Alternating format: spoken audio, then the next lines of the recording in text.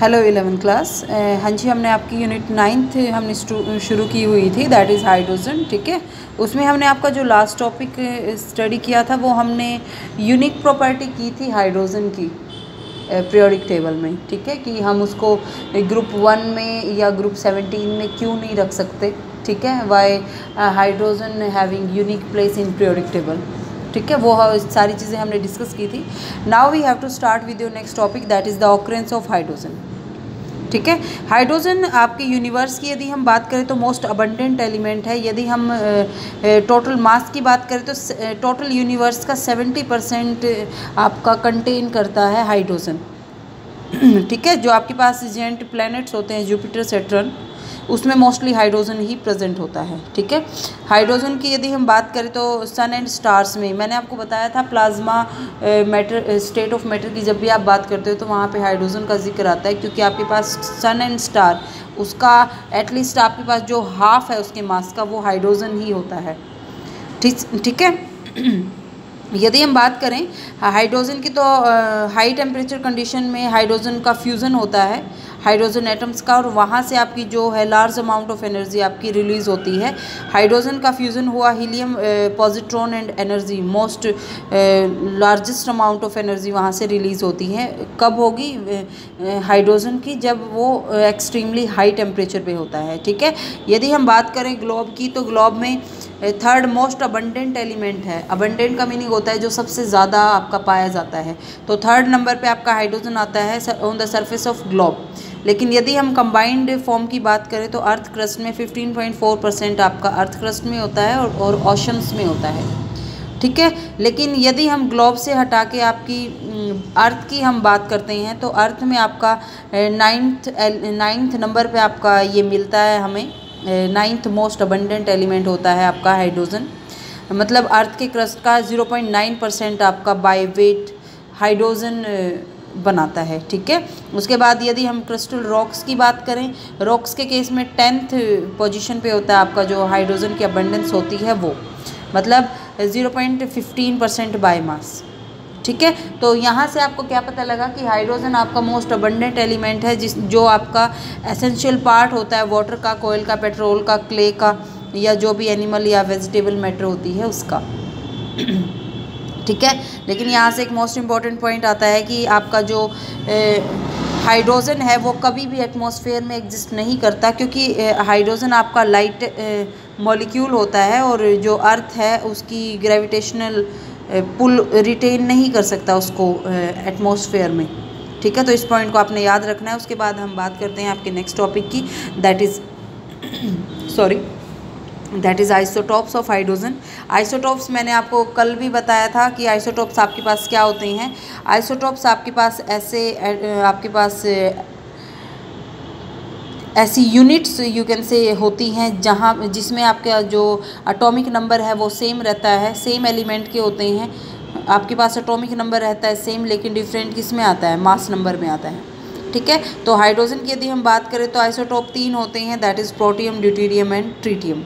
ठीक है, रिप्रेजेंटेशन की यदि हम बात करें तो सिंबल हाइड्रोजन को 1 1 1 ऐसे हम शो करते हैं, प्रोटियम को 2 1 से हम शो करते हैं, हाइड्रोजन 2 1 दैट इज़ ड्यूटेरियम, या you can say D. Tritium को आप H31 से डेजिग्नेट कर सकते हैं and you can say T. ठीक है, यदि हम ऑकरेंस की बात करते हैं तो ऑकरेंस में जो मोस्ट अबंडेंट आइसोटोप है, ये मैंने कल भी आपको बताया था, वो प्रोटियम है। यदि हम नेचर की बात करें तो नेचर में 99.98% आपका प्रोटियम होता है, रिमेनिंग आपका 0.015% ड्यूटेरियम होता है, जो बेसिकली HD की फॉर्म में आपका एग्जिस्ट करता है। ट्रिटियम आपका अनस्टेबल होता है, रेडियो एक्टिव नेचर का होता है, तो ये ट्रेसेस में ही मिलता है। तो देख लो ट्रेसेस में कैसे 10⁻18 पार्ट्स यदि हमारे पास प्रेजेंट है तो उसमें कहीं जाके एक ट्रिटियम आपको मिलता है। ठीक है, तो यदि हम रेशो की बात करते हैं तो जो अबंडेंस है वो कुछ इस टाइप से होती है, परसेंटेज 1%, 1.5 × 10⁻² एंड दिस इज। ठीक है, तो कहने का मीनिंग है ट्रिटियम आपका ट्रेसेस में ही हमें मिलता है, because this is a radio active element. Okay, उसके बाद हम आपका नेक्स्ट यहाँ पे देखते हैं रिलेटिव अबंडेंस 99% आपके पास प्रोटियम, ड्यूटेरियम, दिस वन। ठीक है, ये दिखाया हुआ है। एटॉमिक मास की यदि हम बात करें तो प्रोटियम का आपके पास होता है 1, ड्यूटेरियम का आपके पास होता है 2.01 एंड ट्रिटियम का आपके पास होता है 3। न्यूक्लियर स्पिन क्वांटम नंबर की यदि हम बात करें तो 1 इलेक्ट्रॉन है तो स्पिन कितनी होगी, हाफ हो जाएगी, ठीक है। यदि हम डी की बात करें तो डी में ड्यूटेरियम के केस में आपकी 1 हो जाएगी, ठीक है। और यदि हम ट्रिटियम पे जाएं तो वहाँ पे आपकी कितनी होती है, हाफ। प्रोटियम आपका नॉन रेडियो एक्टिव होता है, स्टेबल होता है। ड्यूटेरियम भी stable and non radio active होता है, लेकिन जो ट्रिटियम होता है वो रेडियो एक्टिव होता है। और आपका देखो यहाँ पे हाफ लाइफ दी हुई है कि हाफ लाइफ 12.33 ईयर्स, मतलब 12.5 सालों के करीब इसकी हाफ लाइफ होती है, ठीक है। और ये एमिट करता है आपके पास बीटा पार्टिकल्स, बीटा आर्टिकल्स नहीं है, दैट इज़ बीटा पार्टिकल्स, ठीक है। उसके बाद यदि हम बात करते हैं इलेक्ट्रॉनिक स्ट्रक्चर की, तो इलेक्ट्रॉनिक स्ट्रक्चर आप कुछ ऐसे शो करते हो, दिस वन। न्यूक्लियस में यदि हम बात करते हैं प्रोटियम की, तो प्रोटियम में सिर्फ आपके पास क्या होता है, एक इलेक्ट्रॉन होता है, एक प्रोटॉन प्रेजेंट होता है, ठीक है। लेकिन यदि हम ड्यूटेरियम में जाते हैं तो मास नंबर 2 हो जाता है, मीन्स इलेक्ट्रॉन तो एक ही रहेगा लेकिन एक प्रोटॉन एंड एक न्यूट्रॉन हो जाता है। एंड ट्रिटियम के केस में आपके पास 2 न्यूट्रॉन, एक प्रोटॉन एंड एक इलेक्ट्रॉन हो जाता है, ठीक है। और जो इलेक्ट्रॉन है वो के शेल में प्रेजेंट होता है, ठीक है। तो ये सारा यहाँ पे बताया हुआ है कि प्रोटियम है, प्रोटियम का आप शो करते हो H11 से, वहाँ पे एटॉमिक नंबर भी एक है और मास नंबर भी एक है। तो मीन्स कहने का मीनिंग है न्यूक्लियस में सिर्फ एक प्रोटॉन प्रेजेंट होता है, कोई भी न्यूट्रॉन प्रेजेंट नहीं होता, ठीक है। और इलेक्ट्रॉन आपका के शेल में प्रेजेंट होता है। जस्ट लाइक ड्यूटेरियम, ड्यूटेरियम में आपके पास जैसे इन्होंने बोला है अबंडेंस वगैरह का सिस्टम तो हम सारा पढ़ ही चुके हैं। तो इलेक्ट्रोलिसिस ऑफ वाटर से हम प्रोड्यूस कर सकते हैं ड्यूटेरियम। एटॉमिक नंबर तो 1 होता है, मास नंबर 2 होता है। मास नंबर 2 का मीनिंग एक प्रोटॉन एंड एक न्यूट्रॉन होता है न्यूक्लियस में, ठीक है। सेम ट्रिटियम आपके पास अबंडेंस हम पढ़ चुके हैं, टी से आप रिप्रेजेंट करते हो, ठीक है। उसके बाद यहाँ पे देखो क्या शो किया हुआ है कि इसको हम फॉर्म कैसे कर सकते हैं।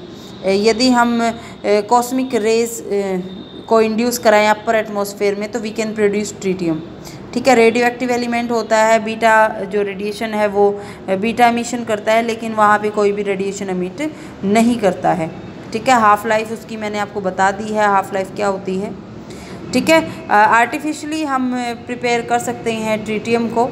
ट्रिटियम को आर्टिफिशियली हम बम्बार्डमेंट से यू कैन से प्रिपेयर कर सकते हैं by bombardment of nitrogen with neutron, ठीक है। नाइट्रोजन की न्यूट्रॉन के साथ या लिथियम की न्यूट्रॉन के साथ बम्बार्डमेंट करा के you can produce tritium. Tritium का एटॉमिक नंबर तो 1 ही होता है, लेकिन मास नंबर 3 हो जाता है। तो कहने का मीनिंग क्या, आपके पास न्यूक्लियस में प्रोटॉन होता है 1, लेकिन न्यूट्रॉन कितने हो जाते हैं, 3 हो जाते हैं, ठीक है। टी से आप रिप्रेजेंट करते हो, ठीक है। अब आपके पास क्या होते हैं कि जो तीनों के तीनों आइसोटोप हैं वो एक दूसरे से अलग है in the number of neutrons, ठीक है। तो नेक्स्ट ये चीज़ याद रखना आप। तो नेक्स्ट टॉपिक आपका आता है आइसोटोपिक इफेक्ट क्या होता है। हालांकि आइसोटोपिक इफेक्ट का मीनिंग क्या होता है, प्रॉपर्टीज़ में डिफरेंस होना आइसोटोप्स की, ठीक है। और वो किस वजह से होगा, मास नंबर अलग अलग होने की वजह से जो डिफरेंस होता है प्रॉपर्टीज़ में उसको आप आइसोटोपिक इफेक्ट आप बोलते हो, ठीक है। जर्नली आपके पास क्या होता है कि आइसोटोप जो भी होते हैं उनके एटॉमिक नंबर सेम रहता है, लेकिन जो आपके पास केमिकल प्रॉपर्टी हैं वो भी आपकी सेम रहेंगी, लेकिन डिफरेंस किस में आएगा, मास नंबर में आता है, ठीक है। तो ये यहाँ पे दिखा रखा है कि डिफरेंट मास की वजह से जो आपके रेट होते हैं, रेट या इक्विलिब्रियम कांस्टेंट होते हैं रिएक्शन के लिए, वो डिफरेंट हो जाते हैं। तो ये डिफरेंस किसकी वजह से आया, रेट या इक्विलिब्रियम कांस्टेंट में मास की वजह से आया। मास की वजह से जो डिफरेंस होता है प्रॉपर्टीज़ में उसको ही आप क्या बोलते हो, आइसोटोपिक इफेक्ट बोलते हो, ठीक है। उसके बाद हम बात करते हैं फिजिकल प्रॉपर्टी। तो आपके पास जो आइसोटोप है उसकी बहुत अलग अलग ही होती हैं।